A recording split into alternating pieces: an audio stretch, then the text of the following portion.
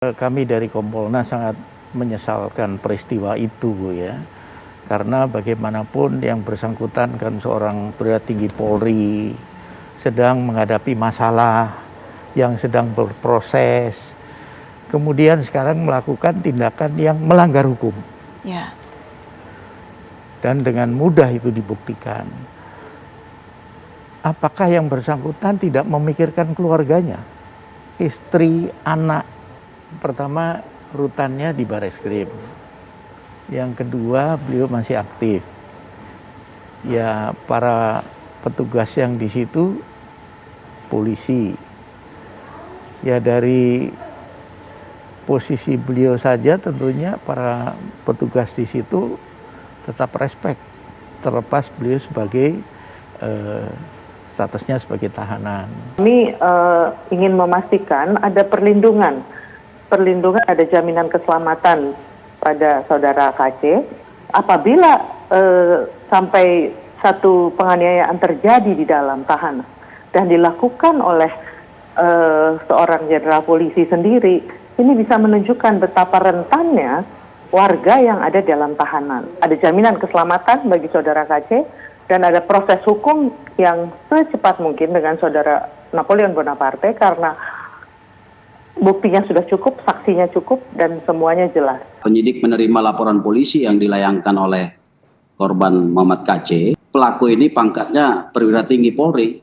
Paling tidak ada 3 napi lain. Salah satunya adalah napi dalam kasus yang melibatkan ex organisasi FPI ya. Memang kita menemukan ada unsur pidana sebagaimana yang dilaporkan oleh Muhammad KC. Penganiayaan dan pengeroyokan. Melumuri wajah dan tubuh korban dengan tinja. Polisian harus bertanggung jawab terhadap keselamatan orang yang ditahan. Oleh karena itu, pihak kepolisian wajib mengobati luka-luka yang timbul akibat penganiayaan, memeriksa petugas penjaga ruang tahanan, serta memastikan sistem pengawasan yang baik agar kejadian serupa tidak terjadi lagi di kemudian hari. Sebenarnya dia sudah berada di tempat yang paling aman ini mestinya, karena berada di tempat rumah tahanan polisi. Ini yang aneh, karena bagaimana mungkin sesama tahanan bisa berinteraksi sedemikian rupa, bahkan sampai satu dan yang lain ini melakukan penganiayaan. 7 orang yang diminta keterangan termasuk 4 yang jaga tahanan waktu itu. 4 orang penjaga tahanan akan kita periksa. Nanti di sana lah kita akan mengetahui seperti apa sih kejadiannya 4 tahanan itu. Ya sisi lain kan yang bersangkutan masih sebagai atasan ini dengan seorang bawahan yang sedang menjaga tahanan. Nanti kita tanyakan ke sana.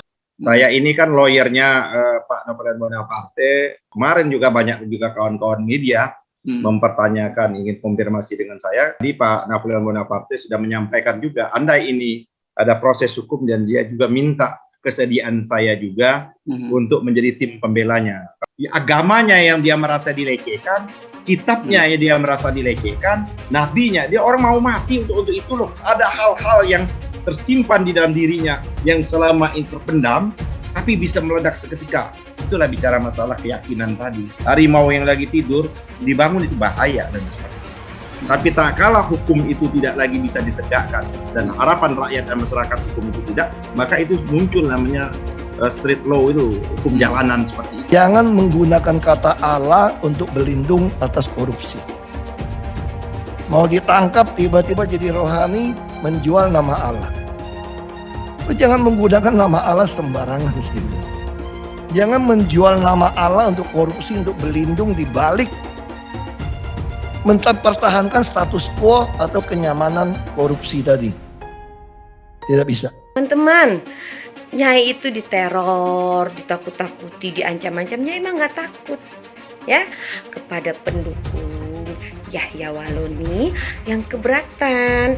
Ustadz kaleng-kalengnya Nyai Sentil katanya bela ulama, tapi kok mulutnya mohon maaf ya kalau mengata-ngatanya itu lonte lah, dajal perempuan lah, iblis betina lah. Jadi kalau ada orang yang percaya dan berguru sama si Yahya Waloni, ya nasibnya mulutnya sama dengan si Yahya Waloni, secungkring-cungkring jidat hitam. Karena apa? Terlalu percaya sama mulut-mulut yang menebarkan kebencian, fitnah dan hoax. Mulut-mulut sampah. Mulut-mulut sampah inilah yang menistakan agama Islam yang sebenar-benar. Nanti begitu kita lawan, ya, ketakutan, kabur, bilang mengkriminalisasi ulama. Ulama yang mana?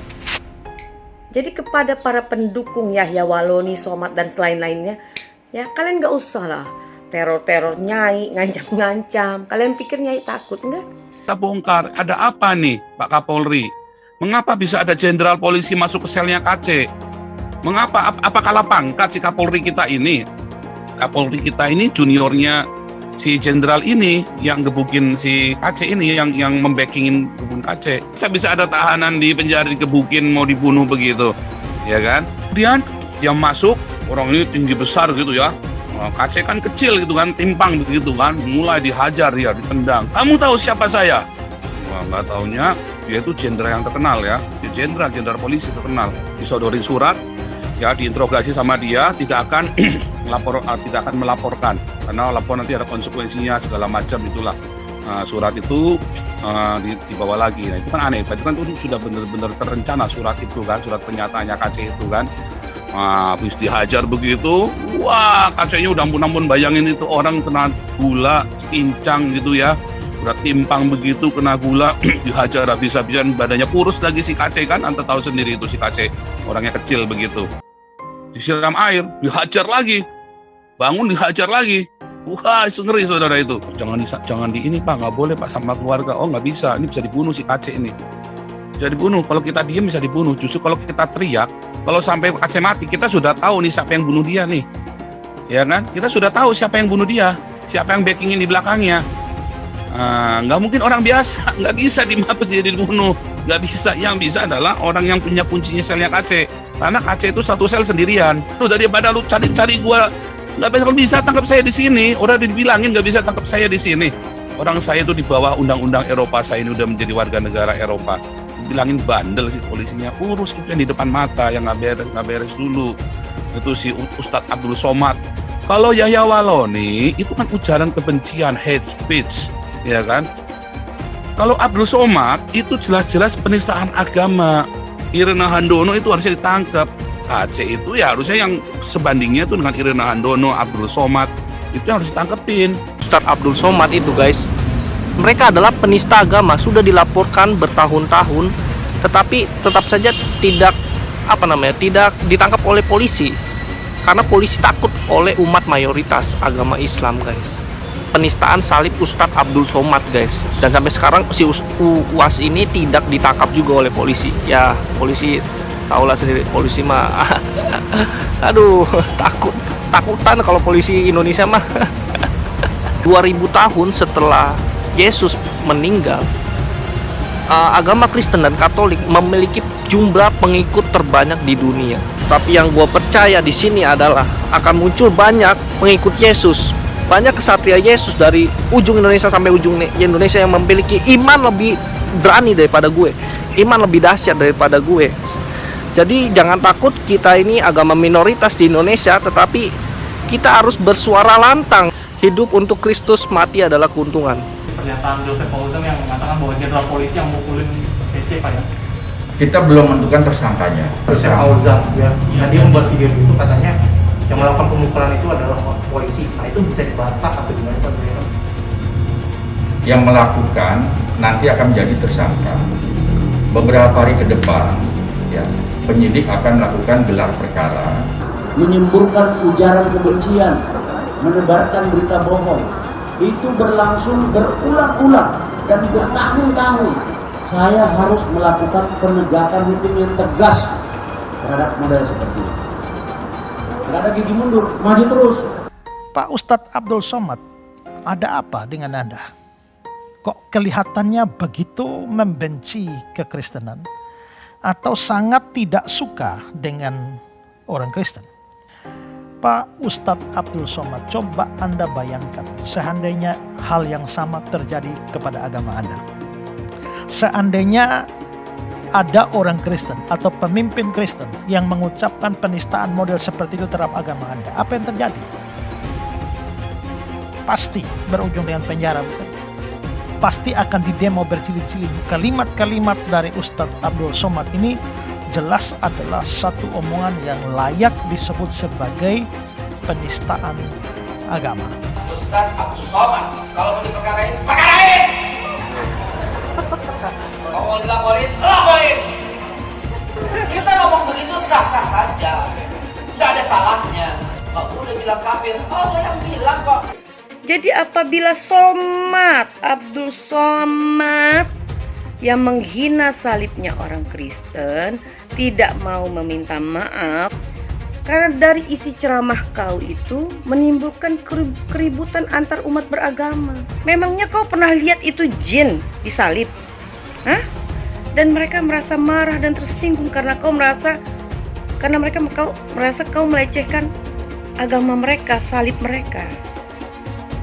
Walaupun kau pernah lihat ada jin atau tuyul, ada apapun di salib, gak usah kau omongin. Mungkin aja Somad ya.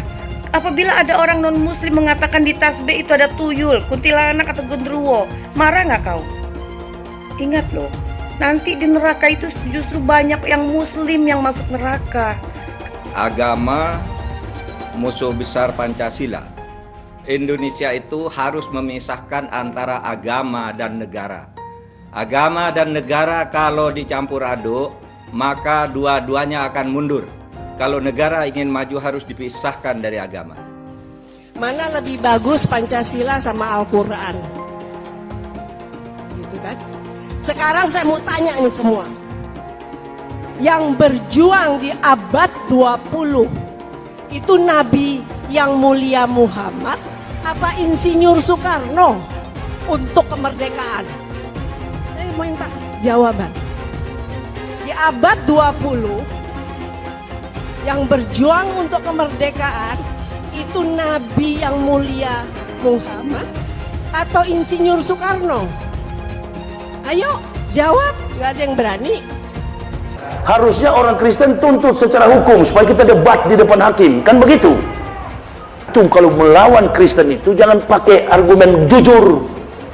Jangan pakai referensi jujur. Saya tidak akan menyanggah pakai Al-Quran. Saya juga Islamkan orang nggak pernah pakai Al-Quran. Saya juga Islamkan orang nggak pernah pakai Al-Quran.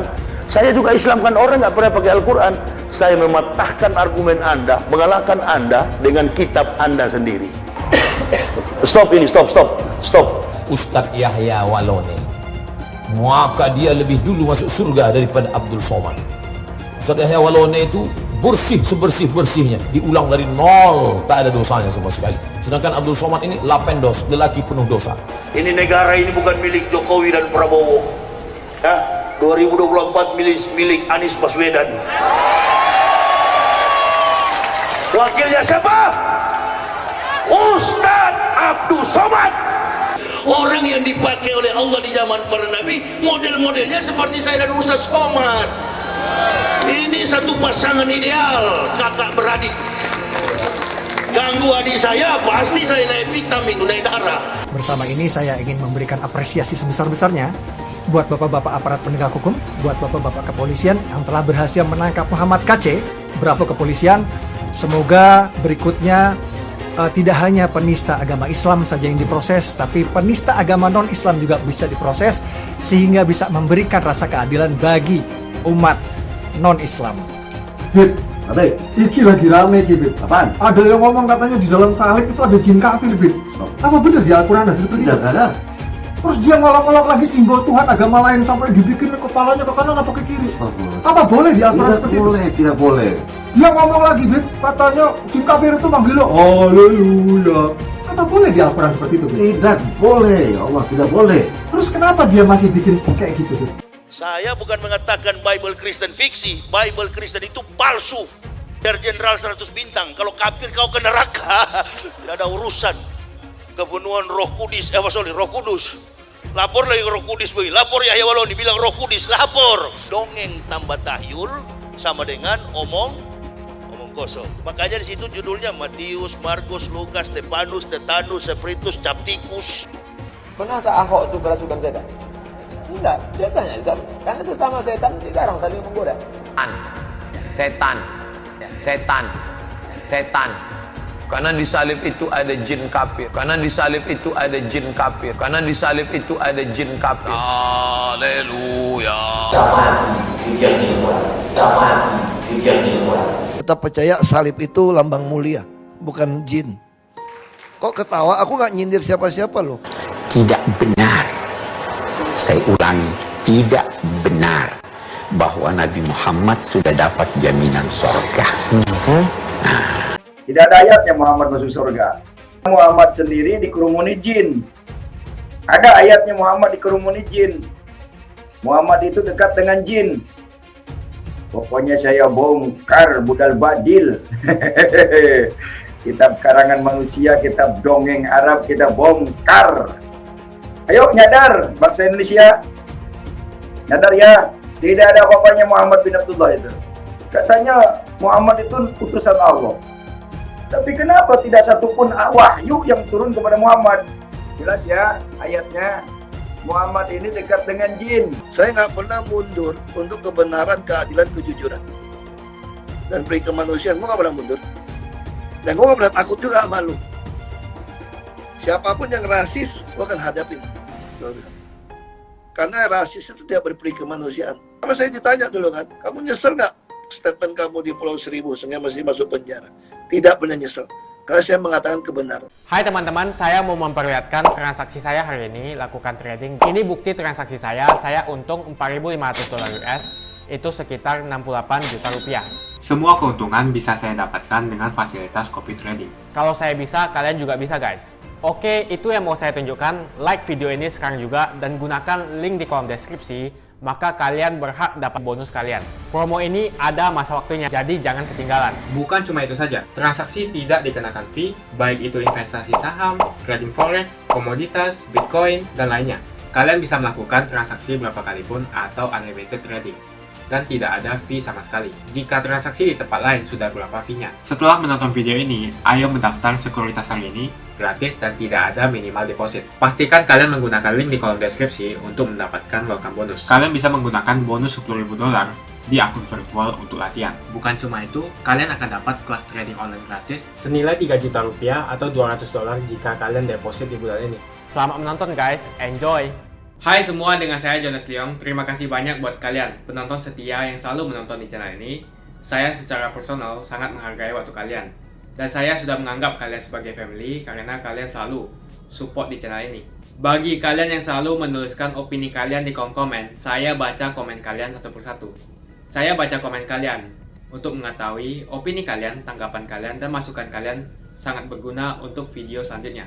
Terima kasih banyak buat kalian yang selalu menekan tombol like di awal video. Video seperti ini membutuhkan waktu dan juga research.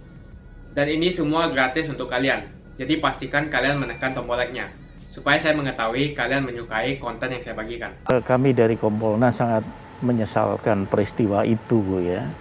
Karena bagaimanapun yang bersangkutan kan seorang perwira tinggi Polri sedang menghadapi masalah yang sedang berproses. Kemudian sekarang melakukan tindakan yang melanggar hukum. Ya. Dan dengan mudah itu dibuktikan. Apakah yang bersangkutan tidak memikirkan keluarganya? Istri, anak. Boleh kita mengatakan, saya tanggung jawab. Tetapi dampaknya bukan hanya ke yang bersangkutan. Anak, istri semua ikut terdampak.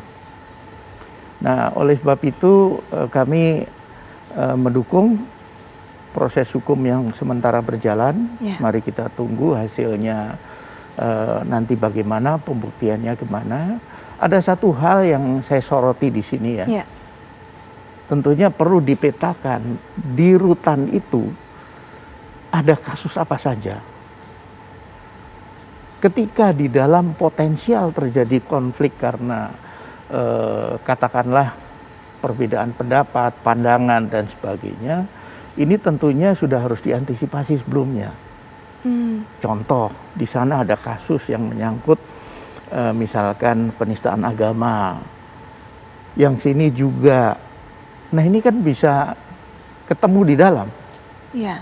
Ini juga perlu diantisipasi, perlu dicegah. Apakah penempatannya, apakah pengaturannya, ini perlu di ini.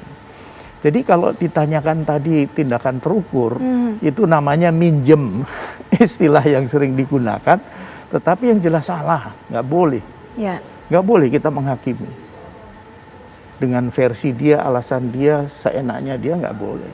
Pertama, rutannya di Bareskrim. Yang kedua, beliau masih aktif. Ya, para petugas yang di situ, polisi. Ya, dari posisi beliau saja tentunya para petugas di situ tetap respect, terlepas beliau sebagai statusnya sebagai tahanan. Nah, ini ketika nanti tidak ada pengawasan yang lebih tinggi, dalam arti betul-betul penegakan aturan di dalam rutan, sangat berbahaya. Ya, seperti apa yang terjadi. Tentunya yang bersangkutan pun kan sekarang begitu stres, begitu tertekan, begitu dalam arti faktor kejiwaannya ini kan juga menghadapi masalah yang begitu berat. Ini akan menjadi sensitif sekali ketika dia menghadapi kondisi yang tidak seperti diharapkan. Akan mudah terpancing emosinya, sehingga bisa melakukan hal-hal sampai dengan kekerasan. Berpengaruh, posisi yang begitu tinggi, kemudian tiba-tiba menghadapi kondisi yang seperti ini, di lingkungan yang masih di lingkungan Polri. Nah, ini masalahnya juga menjadi lain kalau sudah di tempat lain ya. Mungkin akan berbeda lingkungannya, situasinya. Mengawal proses hukum yang sekarang sementara berjalan.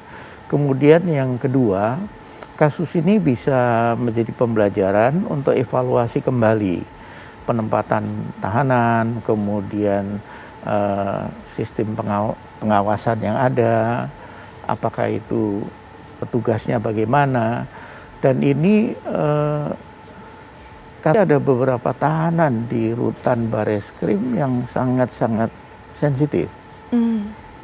Ini tentunya menjadi perhatian kita semua, jangan sampai kasus ini kemudian menginspirasi tersangka yang lain.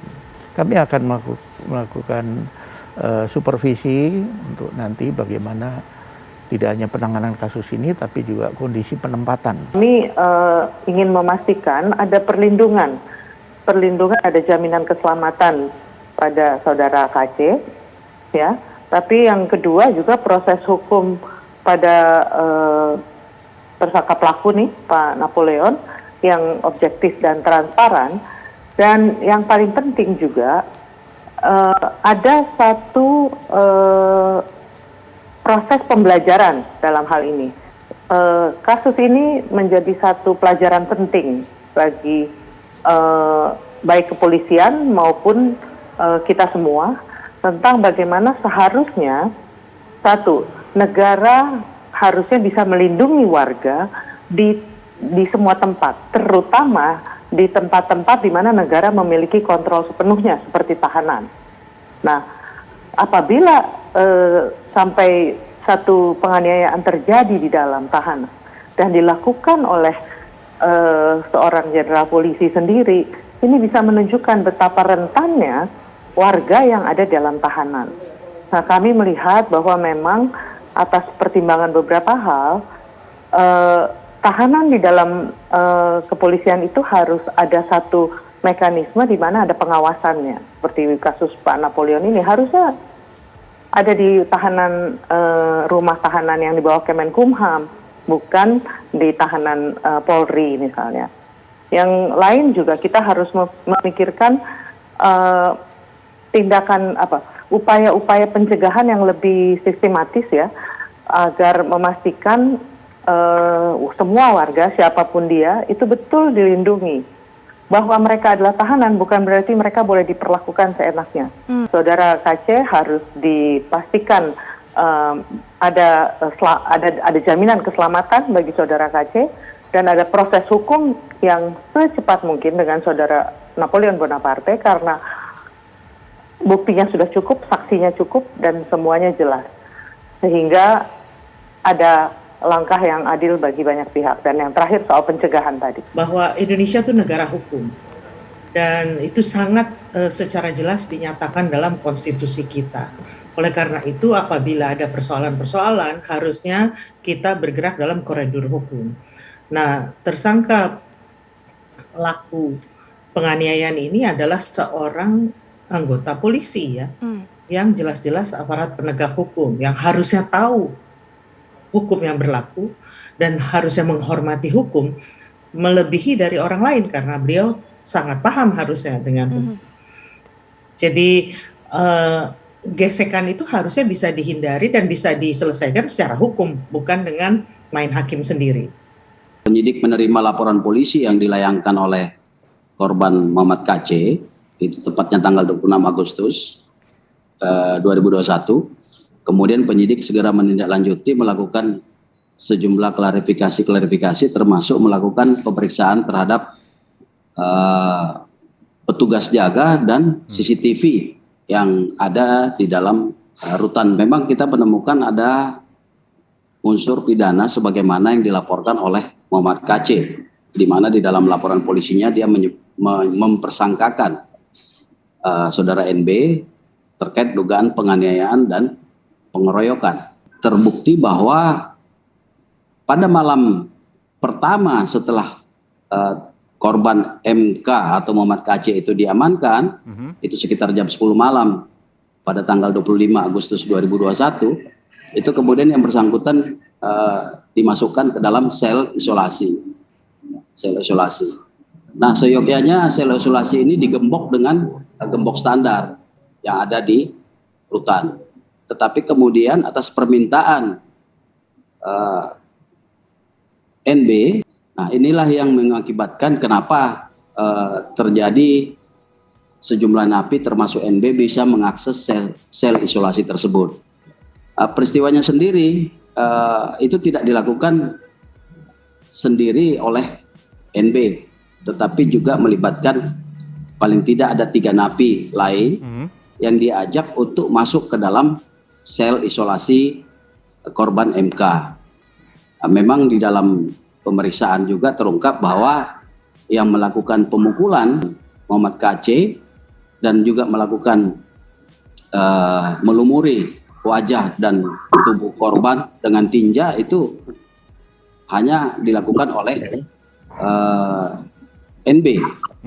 Pada saat NB melakukan pemukulan dan melakukan perbuatan melumuri kotoran atau dengan tinja, itu si korban tidak melakukan perlawanan apa-apa. Salah satunya adalah napi dalam kasus yang melibatkan ex organisasi FPI ya. Tahu bersama bahwa yang jaga tahanan itu kan pangkatnya bintara.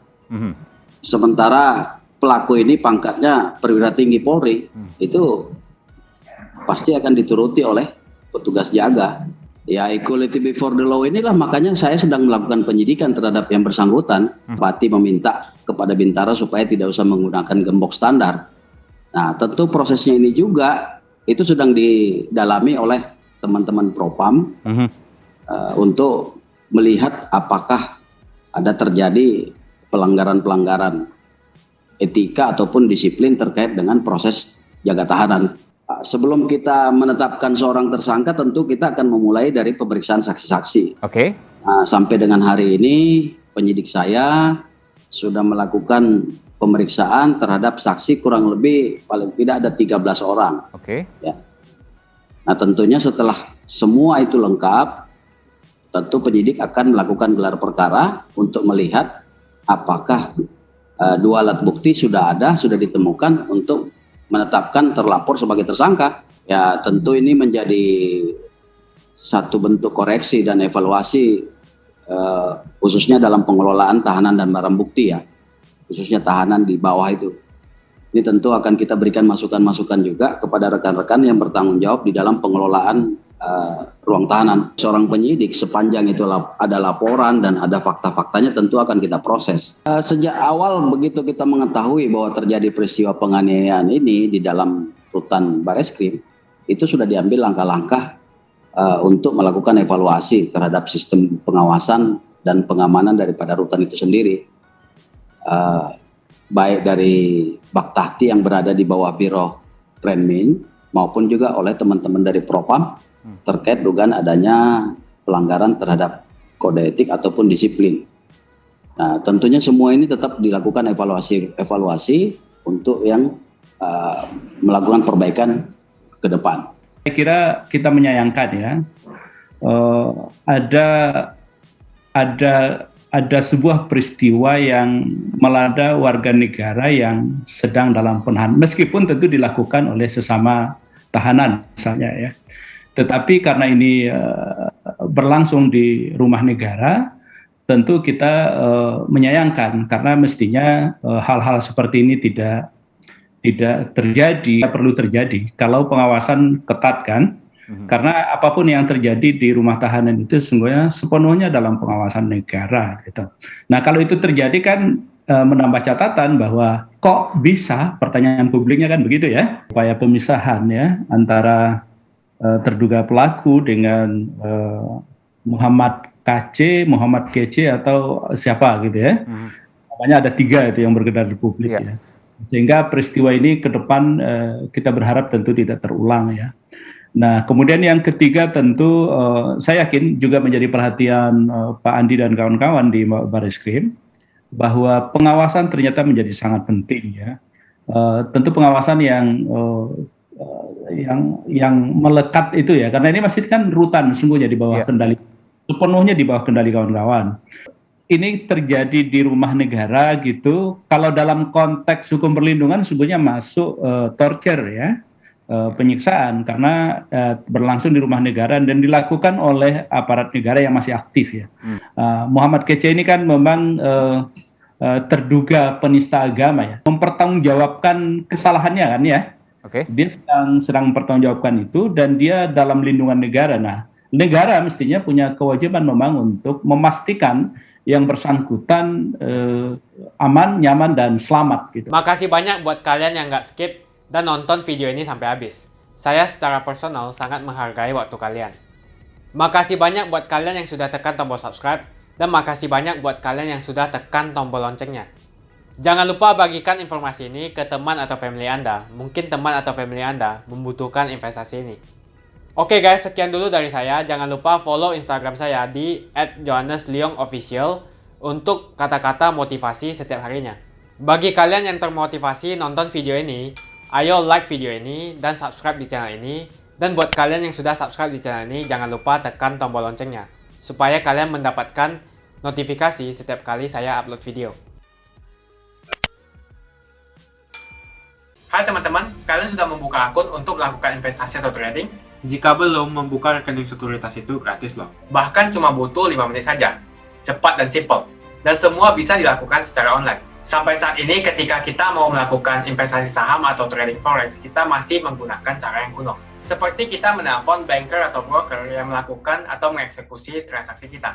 Tapi apakah kalian tahu, untuk membeli saham atau forex, kita cuma login, lalu memilih apa yang kita mau, lalu masukin angka berapa banyak yang ingin kita beli, lalu tinggal klik. Sesimpel itu. Sampai saat ini kita bingung mau investasi saham luar negeri, trading forex, komoditas, dan cryptocurrency di mana tempatnya. Kita bisa lakukan semua trading di sini, karena sekuritas ini merupakan one-stop shopping. Sampai saat ini kita membayar fee di setiap transaksi kepada banker atau broker. Setiap kita melakukan transaksi jual beli, biasanya kita dipotong fee oleh platform kita. Kalau dalam 1 bulan kalian melakukan transaksi 1 kali, mungkin tidak terasa. Coba kalian melakukan trading sebanyak 100 kali. Sudah berapa fee-nya? Misalnya kalian membeli saham Google dengan fee per transaksi $10. Jika kalian membeli saham Google 10 kali, maka fee transaksi sudah $100. Belum lagi kita akan dikenakan fee ketika kita menjual saham itu. Itulah sebabnya kenapa saya memilih sekuritas ini, karena tidak ada fee sama sekali. Saya ulangi, tidak ada fee sama sekali ketika kalian melakukan transaksi. Dan yang kedua, kalian bisa melakukan unlimited trading atau trading sebanyak apapun. Ya, kalian bisa melakukan trading 10 kali, 100 kali, 1000 kali dalam sehari tanpa dikenakan fee. Jadi berapa banyak uang yang kita hemat dari fee saja. Mau beli saham Apple, harga 1 unitnya $134. Kita bisa membeli dengan hitungan lot. Contohnya kita membeli saham Apple dengan hanya $13 saja. Di platform lain wajib membeli minimal dengan harga $134. Dengan $13 atau Rp180.000 saja, kita sudah bisa membeli saham Apple. Menarik bukan? Jadi apa yang kalian tunggu, mendingan kalian cobain sendiri aja deh. Tutorial bisa kalian cek di kolom deskripsi dan kalian harus menggunakan link di kolom deskripsi untuk mendapatkan welcome bonus. Jika tidak, maka tidak akan mendapatkan bonus. Gunakan bonus $10.000 di akun virtual untuk mencoba sekuritas ini, atau bisa kalian gunakan untuk latihan trading. Bukan cuma itu, kalian akan dapatkan kelas trading gratis yang nilainya 3 juta rupiah jika kalian deposit di bulan ini.